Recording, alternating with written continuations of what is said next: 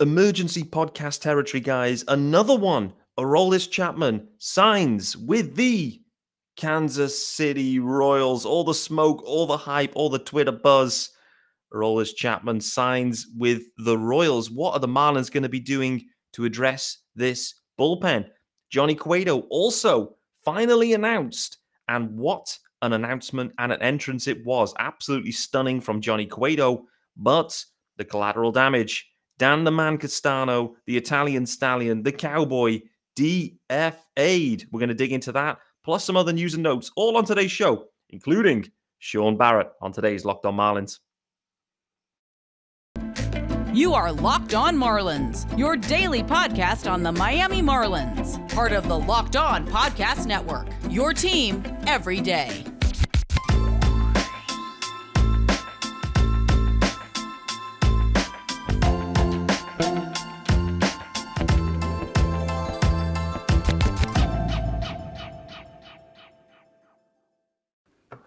Greetings from England and welcome to Locked On Marlins. This is your daily Marlins podcast. I, of course, am your host, Peter Pratt. Hit me up on Twitter at Miami Marlins_UK. Actually, right now on Twitter, Marlins Twitter madness is rolling. So not just hit me up, but hit the votes. I'm heading up head-to-head against the GOAT, Craig Mish. I think Craig is leading at this point as well. So votes are required, but not necessary. We'll wait and see. But guys, if you are listening to the pod, hit subscribe, leave a review. Why not? And there is a YouTube channel. It is also called Locked On Marlins. You see what we did there. And you will see Sean Barrett is in the house. Cap looking flames. Sean Barrett, the UK GOAT. How we doing, brother? Yeah, the cap might be looking flames, but underneath it isn't. That's why I'm wearing the cap. But glad to join you, Pete. Sometimes you've got to go for the disguising cap to hide maybe some of the sins underneath. I don't know if that's the right way to phrase it. But anyway, guys, welcome to Locked On Marlins. It's Thursday, the 19th of Jan. This is an emergency pod, kind of. Big news dropping. Aroldis Chapman has signed with the Royals. 1-year deal, $3.7 million. Reported at the moment. Maybe some contract accelerators in there, some performance-based stuff. We'll wait and see on the full breakdown. But fundamentally, the base salary for Aroldis Chapman, $3.7 million. In my opinion there, interesting move there for the Kansas City Royals and probably worth a flyer, I would say. Sean Barrett, your immediate reaction here on Aroldis to the Kansas City Royals and what he does for that ball club? Well, firstly, what he does for that ball club is not much because I don't think they're doing anything this year. No. For me, makes it a really weird move because whether or not, well, you have your thoughts on it, and I think you were quite excited for him to be at the Marlins. I'm probably at the other end of that spectrum. I didn't expect him to be signed by any team. I think the visuals of that are too ugly. Not to mention how his season ended last year with the Yankees. Yeah. It was a difficult situation. But you're right in the sense of it's a low dollar amount. I think there'll be some incentives in there. You know, that case of we want to see you on the field. So there's probably going to be some innings-based or games-ended-based incentives there. But yeah, interesting that he got signed to begin with for me, any team, and definitely an interesting move by the Royals. It could be a case of they know they're not going anywhere, so they're going to eat the bad publicity and then look to trade him at the deadline, see if he can rehabilitate his image. But the further away that the distance is and halfway through the season, if he's pitching well, then another team might pull the plug and they'll look to trade him like the Marlins do often with like Romo and various other pitchers that they've done in the past, sign these guys to short deals and look to get some profit on them in the mid-season. Yeah, makes sense. Feels to me, Aroldis Chapman in the AL Central, it feels like a wonderful fit, to be honest with you. It really does. So just to kind of pick it up here on Aroldis, I think clearly there was, he was in the Miami or in the Florida area, and he was having these bullpens. By all accounts, the Marlins were present at a recent bullpen, which I believe was yesterday. That's Wednesday. And the Marlins, I believe, were in attendance of that. Not many other teams seemingly were and were that interested in Chapman. To me, that's probably a sign that maybe the Marlins it probably wasn't the right play. And we've just heard now as well from Craig Mish, just as we hit record, Craig Mish always on, finger on the pulse here with the Marlins. No formal offer was ever presented to Aroldis Chapman. The Marlins may have checked in, but never made a dollar move for him. And, eventually signs for the Royals. There was a little bit of some wonky reporting going on last night, but we'll gloss over that. It's all good fun. Listen, it's Twitter. It's fun. We're all excited. We're all fans. But in the end, the Marlins miss out. That's not the right way of phrasing it, but they don't go down the pathway of Aroldis. The question now, though, Sean, for me, is what are they doing with this leverage pen? I just can't get away from Alex Reyes. I just can't get my mind away from him. Just thinking, is there a better fit for the Marlins right now than Alex Reyes? All of that potential, yes, the injury history, but really for me, I just get the sense they could get a really great dollar deal that would work for them. And if things go well, if they end up getting the upside play of this, you could end up with a legitimate ninth inning guy there that's one of the best in the league, in my opinion. So, I mean, I'd love for the Marlins to make it happen. I'm not completely clear where we're up to in terms of his injury rehabilitation and whether, clearly that's a big factor. But Sandy Alcantara's been pumping Alex Reyes all off season. There are those connections, mate. But just talk to me. Aroldis, you were never in on, and in reality, neither was I. But I've always been on Alex Reyes. What about you on him? Yeah, I mean, the main thing is, and you've spoken about it already, is that injury history. Didn't pitch at all last year. And I think it is a case of if he is fully healthy or if he's returning to full health, I think at this point, you kick the tires on him. I mean, there's that relationship there, as you said, with Sandy and a few of the other guys in the team. So it's kind of, it makes too much sense not to do it. When you look at the rest of the free agency market, or what's left of the free agency market now, as far as relievers, you literally talking about the last couple of guys that have any value or had any value last year. Closing experience is almost nil.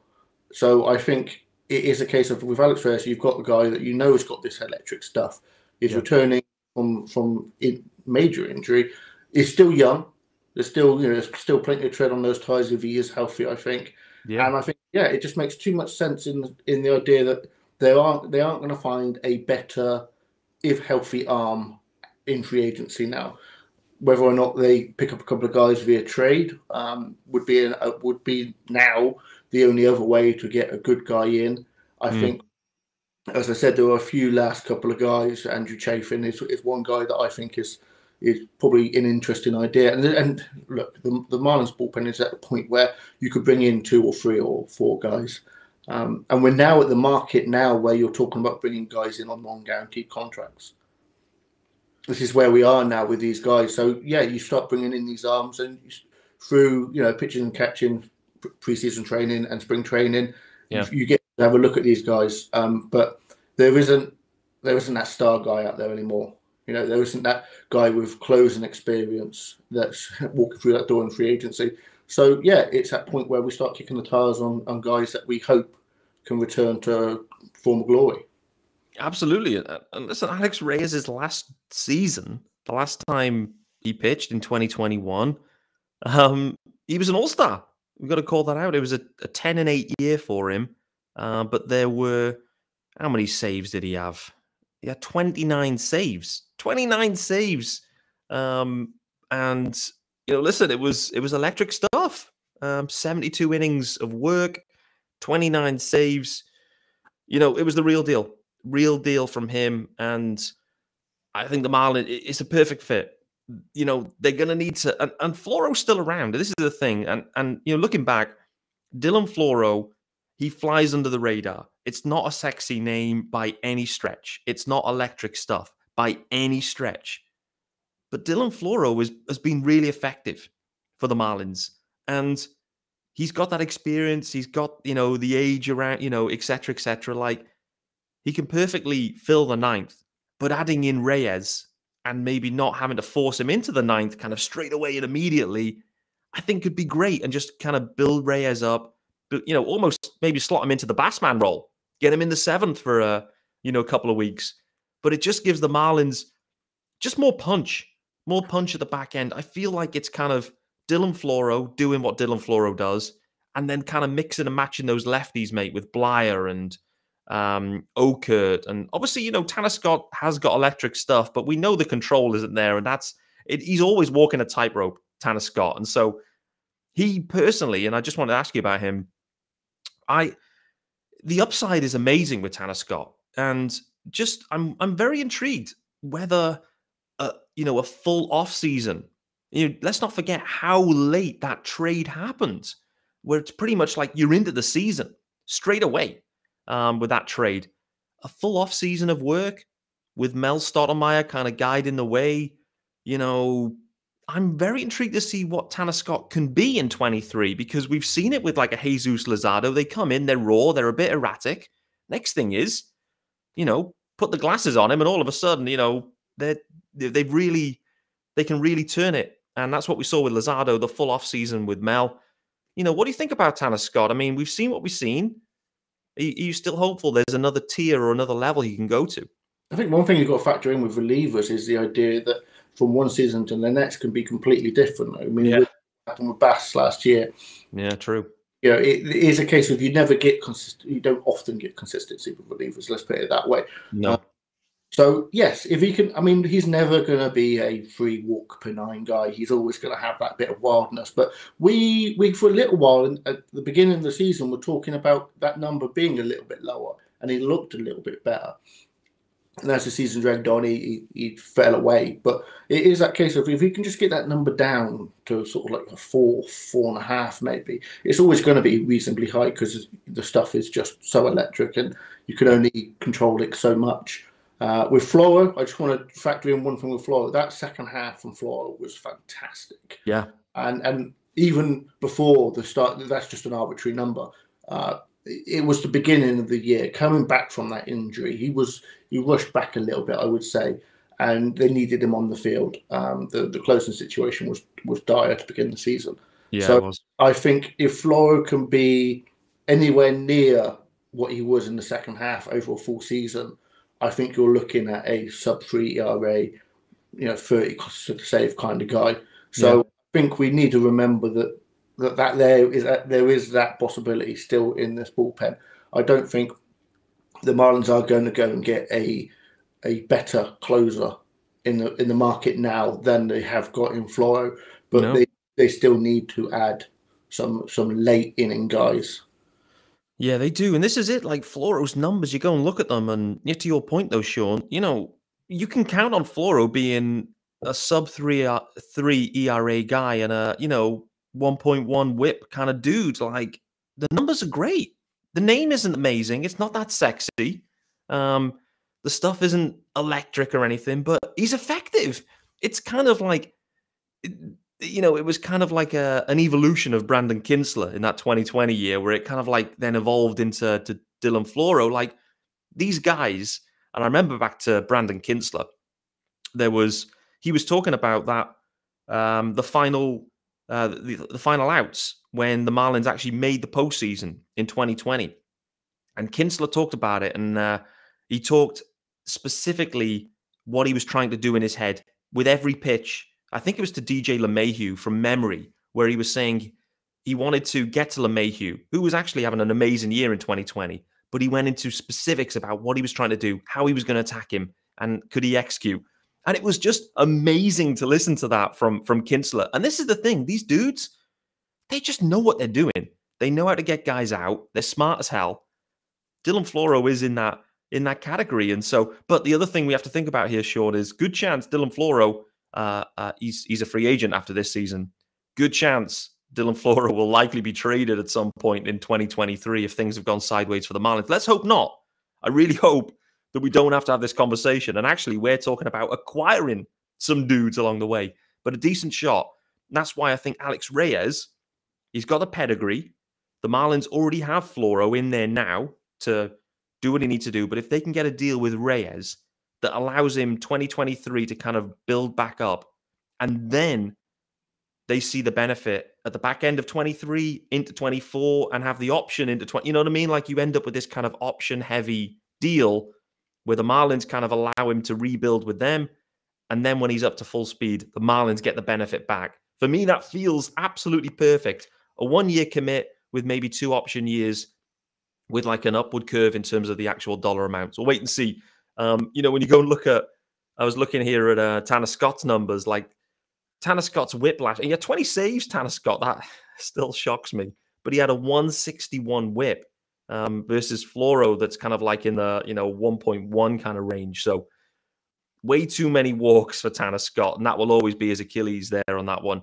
Let's briefly let you know about our good friends over at Bet Online, and then once we've done that, we will return back here and start to talk about Johnny Cueto and the roster move that was made today. But betonline.net, it is your number one source, of course, for sports betting info, stats, news, and analysis. All the latest odds out there, every league out there, professional or amateur, does not matter. They've got it covered. They've got it all. They're the fastest and easiest way to get your betting info. Head to the website today or use your mobile device to learn more. Bet online where the game starts. Okay. A lot of reliever talk there, Sean. I wasn't expecting us to go that deep, but yeah, it's an interesting area. I mean, this Aroldis Chapman domino effect has got me thinking. Let's talk about another reliever that's been a starter too, but the Marlins had to clear a spot for Johnny Cueto. We'll talk about his actual entrance into his announcement today, which was sensational shortly. But the collateral damage mate, Dan the Man Castano, the Stallion, was DFA'd. 0 minor league options available on Dan. I think that was probably the main reason for the decision. What's your take, though, on this decision, DFAing Dan Castano? I think a lot of people, they were looking at guys like Nance. And expecting that to be the case, and I was that kind of makes sense. If the Marlins had done that, then I would have had no arguments with that personally. But to be honest, Castano, you can put in that category. It is a case of it's a guy. He is a guy that can give you some length, which is always valuable. Yeah. And I think the question is does a team pick him up, knowing that they'll have to have him on the 40-man? And the 26-man. Yeah, on the active roster as well. Yeah. I think, realistically, this is probably a calculated decision. This is a situation where he'll pass, and he'll be a guy that can come up in, as and when is required. And with the way that baseball is, he will be required to pitch. It would be great to see him still in the Marlins jersey. I like him. I like the character. Me too. As far as the pitching, he's an innings eater at this point. He's a guy that's going to come up and he's going to help you out when you need it. But you're not expecting 6 quality innings night after night. You're expecting 4 or 5 innings. Try and keep you in the game if the offense is having a hot night, which is maybe that's why he's chances of that are probably slim to none.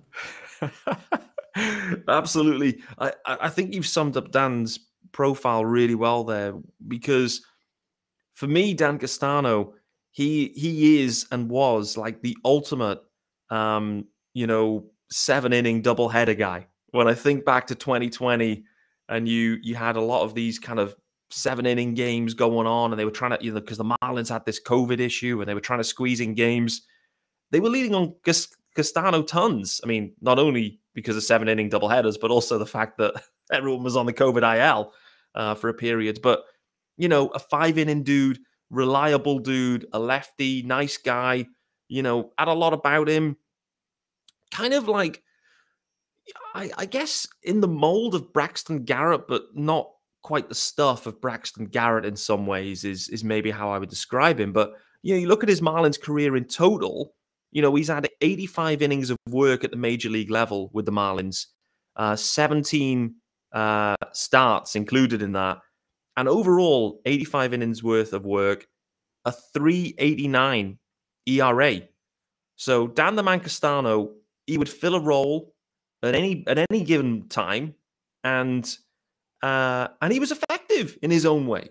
Okay, the FIP is like more like 4.8 or whatever, so the FIP's a bit higher. And he was a big part of that 2020 run when we needed everyone and everyone had to perform.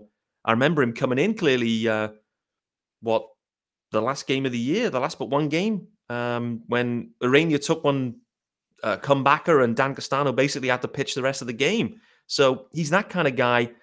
You know, to your point, we were maybe expecting one of the relievers or whatever, but they've all got options, these guys, the relievers. And I think that's probably Dan's issue, is he's got no minor league options. But I think Eli made this point really well on Twitter earlier, that a lot of 40-mans are full now. A lot of rosters are already filled. And so to your point as well, calculated risk here, DFA him. He may well clear waivers, can be outrighted, and then likely added to the roster down the line when the Marlins need him at some point in 2023.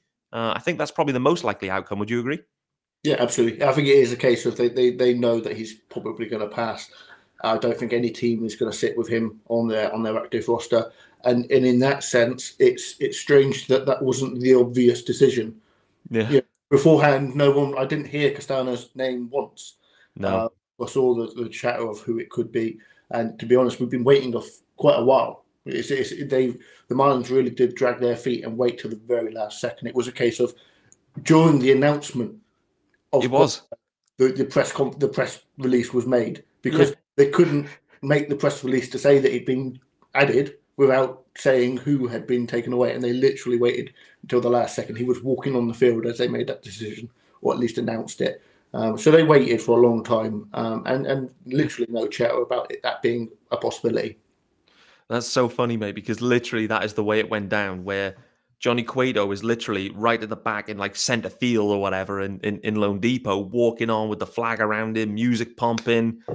And literally he's like, halfway to the mound, and that's when the news drops. It was that kind of that close to the wire. But to me, that probably indicates that like there's a lot going on. Clearly, we know there's a lot going on behind the scenes, and cutting it that fine says to me, that was the backup plan in many ways. Like that, we think we can sneak Castano through waivers anyway, but to leave it that late, literally that late, says to me that they maybe were expecting something else to be breaking, happening, etc., etc. But things don't. They don't want to rush it just for the sake of Dan Castano. The Marlins and Kim, they have to get the best deal right now. They're in the perfect situation. I've talked about in this pod multiple times. No one's selling pitching now. Absolutely no one is selling pitching. And the Marlins are selling for, 2, 3, 4 starters, however you want to however you look at them. They're selling mid to top of the rotation starters, and no one is doing that. And so the Marlins now have free reign to make a stunning deal. Stunning deal. Just on that, though, Sean, there's been some rumors circulating about the Cardinals in the last, couple of days, the Pablo Lopez to the Cardinals. What was your take on that? And I don't know how well you know the Cardinals organization system, etc., but was there anything that kind of stood out to you that got the juices flowing around the Cardinals, perhaps? To be honest, not really, apart from the fact that I hate the Cardinals. I think I've said that a few times. You have. And the reason why I hate them is because they're so competitive, aren't they? They're always they're just good. They're a machine. They're good, and the thing is, they get these players through, these like workman-like players. Yeah, and it is that case of if we can pick up a guy. I think was it Lars Nootbaar? Yeah, I mean, Major League 80 grade name there for sure. Yeah, I think certainly. The most challenging thing for me at the moment is how little noise that there is about the return from any team, because Pablo Lopez is a number one, and you hear people on Twitter, and it's Twitter, but you hear people on Twitter talking about the idea of, we don't want to give up that guy for this number 4 star, or this guy for this number 4 star, and you're like, we know Pablo Lopez, and we know what he is and what he did last year specifically. And one look at his numbers tells you that you're not going to pick up a guy like Pablo Lopez without giving up a top 50 prospect at the very least. 100%. Or a guy that's, the Marlins really do need to be looking at getting a major league, early into his career at the major league level. Lars Nootbaar, what's his name? It is Lars Nootbaar. No, you're right. He's struggled at the major league level, but he's a top prospect, obviously. I think it is a case of I'd prefer a more experienced guy than that.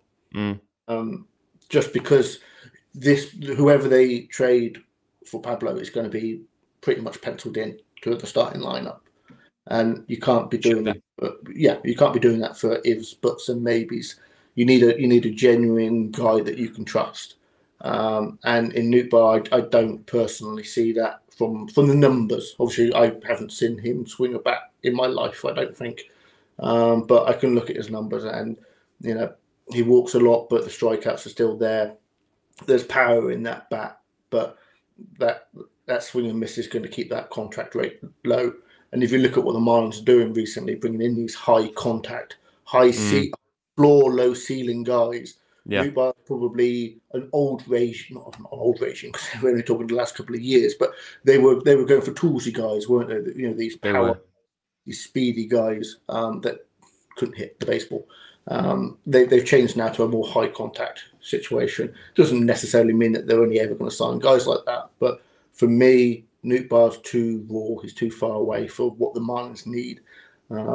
But yeah, at the moment, it does seem like the Marlins are getting shortchanged on what teams want to offer for Pablo.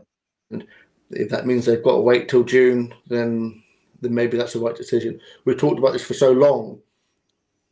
If they make a trade to just make a trade and underwhelming return, that can set the team back for 2 or 3 more years of the Sandy window.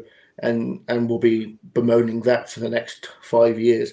If the right trade isn't there and you have to wait till June, then you have to wait till June. You have to. I just can't. I can't imagine how the right trade can't be there in these trading conditions. I just can't imagine it. There's just so many teams that are interested in these types of players. Pretty much every Locked On host right now is having episodes talking about the Marlins starters and trying to acquire one of them or multiple of the Marlins starters. Literally every host is doing an episode. I've just seen the Cardinals just posted their episode just about 10 minutes ago. And I've been listening to the Twins, the Red Sox, the Angels did one a few weeks back too. Even the A's, I think, might have done one as well. That's, because they were maybe thinking about a Laureano trade. I don't know. But yeah, we'll wait and see. I think, the Cardinals is an interesting fit. To your point, and we can't forget as well, Skip Schumacher, obviously, an ex-Cardinal. And he did talk about on Miami Mic'd Up what kind of baseball are you going to play, Skip? Boring baseball, and that sounds like Cardinal baseball in many ways because they're just a machine. They're fundamentally sound because they just do the little things well. It isn't that sexy to watch. It's not that exciting. It's not very Miami, to be honest. We want Johnny Cueto walking out with, the music pumping, the flag around, the shades on, and we think, hey, let's go. Let's go. That's more Miami. But yeah, I don't know. I mean, Skip is from that, that's the way he's been built. That's how he's seen success as well. And so, maybe they're happy building a ton of these guys. And just to kind of finish up here, because we are approaching 30 minutes, so we're running long, but standard. Gurriel was mentioned. He followed the Marlins on Instagram. Now he's unfollowed them. I don't know what that means. They've met twice by all accounts, though, Gurriel and the Marlins. So that to me says there is a level of interest. Whether they've put a contract to Gurriel, not sure. We'll find out, I guess, at some point. What's your take on him? 2021, absolutely brilliant. 2022, absolutely not brilliant. He's 38. Right-handed hitter, first base, backup maybe. I don't know. I mean, where's your head on that? Is that kind of what the Marlins need to be adding here at this point? It's interesting because Gurriel, high contact guy, not much power in the bat, first baseman, but he's made a very long career of doing what he's done. The question is, which of him do you get? Do you get the batting champion all-star from 2 years ago, or do you get the guy with a negative 0.9 WAR that he had last year? I mean, something in the middle, maybe, hopefully. Yeah. But it's for me, if the Marlins bring him in, and look, they need to do something at first base. If they're bringing him here in, would he be happy to be a part-time player? I wouldn't call him a bench player because I think he'd get enough reps that he'd be a part-time player. But him and Coop are going to share first base. Coop's going to play some DH, so maybe he does get 75% of the playing time at first base. Depending on performance, of course. So there is that opportunity for him at the Marlins, and they need to do something. And again, we're so deep now into free agency that you're talking a 1-year deal, a couple million. With some incentive. If you can stay on the field and hit, above your weight, then you'll earn some money. If not, then we're probably going to end up releasing him by May, because how long could this is the Marlins question of how long can you have a negative WAR player on the field? I mean, Christ, we had 3 or 4 of them for half a season last year. We did. Let's not look backwards, I don't think. But the thing is, mate, and just to kind of segue into Coop as the final point, there was, he jumped onto Twitter today, dropping some videos. I'm sure you've rewatched them multiple times. I have too. It was looking sweet. I just wanted to talk about this though briefly. The assumption here is that Jorge Soler is going to be DHing. That seemed to be the way we've all settled in on this. But I do wonder if they still think about as maybe the outfield options. They maybe struggle to get a deal done, and things start to look a bit sticky in that area. Think, actually, do you know what? Let's put Soler back out of left field. Do you know what? If we can get a first baseman in here that can fill a job in Gurriel, perhaps, and we get some sort of bounce back from Gurriel, and then we don't want Coop out there every day playing first base. Like we don't. Half the time we want him DHing. And I think that's, for me, what I'd prefer for Coop is more time DHing than first basing, to be honest. We've seen, the history injury has been a bit erratic, mainly linked to him playing in right field, to be honest, though. But nevertheless, he did have his elbow injury at first base as well. I'd personally like to protect Coop as much as we can in that DH spot. I think Soler was fine in left field, albeit we don't quite know the status of Soler's back either, and whether, that the fielding element is going to kind of feed into that as well. So I don't know. We got a bit of a tricky conundrum here where you've got Soler and Coop. You're trying to protect them both, use the DH spot. But I think Soler is going to need to see some time in the field. What about you? I think the one way to sort of figure this out early will be how he comes into shape in spring training. Yeah. Because if you remember last year, Coop came in looking bigger. He looks even bigger now.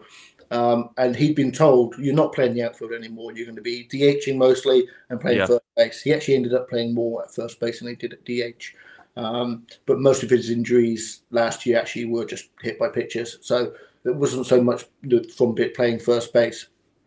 If Soler comes in looking slight for him, slight for him, that would say to me that Marlins probably have said to him, like they did with Coop last year, we're going to need to see you in left field a bit more. So maybe focus on that part of your body ready for spring. Now, obviously, he doesn't necessarily have to listen to that because a bit like Avi did. But Avi didn't listen. Yeah. If Soler comes in looking a little bit lighter than previous years, to me that would be a very clear sign early on that the Marlins have told him that they expect to see him in the field a little bit, and he should be prepared for that. This is it. The plans may have been Soler at DH and, primary DH. They'll always cycle that spot anyway. We've seen that and, whatever. But plans sometimes need to change. Things need to happen. You go, do you know what? Soler, we're going to need you out in left field a little bit more than we'd anticipated because we think we can get this guy at first base. That frees Coop up, to be DHing. We'll wait and see. We're running long on this one, so we'll wrap it up here, guys. I appreciate everyone making Locked On Marlins your first listen of the day. The breaking news has dropped. Aroldis Chapman signs with the Royals, not with the Marlins. Johnny Cueto, though, it is official. Dan the Man Castano has been DFA'd as the collateral damage on that one. I think we're both aligned on Alex Reyes being a really nice option for the Marlins bullpen, both for this year and for multiple years after, if they can find a nice deal on that one. Guys, we'll be back. You know the drill. Locked On Marlins is always back. If there's news to be had, we'll be on it for you guys, of course. Myself, Sean Barrett, the UK GOAT, signing out. Back soon.